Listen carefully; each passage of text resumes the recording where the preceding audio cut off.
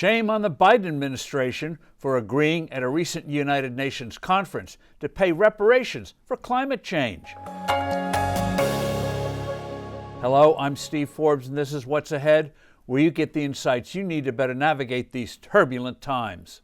The U.S. and other developed countries have endorsed the creation of a fund to compensate poorer countries for damages from natural disasters allegedly caused by the process of industrialization. This pot of money is separate from what poor countries are supposed to get to help them keep away from fossil fuels as they develop. This scheme for reparations is preposterous. It won't affect CO2 emissions at all. The money is simply a transfer of funds from richer nations to poorer nations, period. There will be few strings attached in how this cash is spent. And we all know where much of this boodle will end up. Swiss bankers and others are drooling at all the money they'll get to babysit for sticky-fingered government officials. The idea that natural disasters are largely the result of countries industrializing is an absurdity. Natural disasters have been with us forever. The intensities of these calamities have always varied. Pakistan, which has been devastated recently by floods, had a similar disaster decades ago that killed more people than this one. Dan Hanna of the Washington Examiner points out a key reason why Pakistan was so vulnerable this time.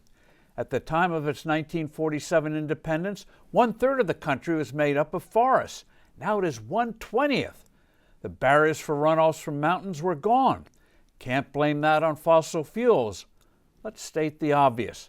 The creation of the modern society we have today was because of economic growth. The pollution of pre-industrial days, lack of safe water, lack of sanitation, lack of medicines, was far more deadly than what we have now. The process of growth created the resources to combat undesirable side effects of industrialization. By the way, free societies respond fastest to these challenges. It took chronic riots in China before Beijing took steps to deal with air pollution. There is a presumption here that countries got rich by exploiting others. False.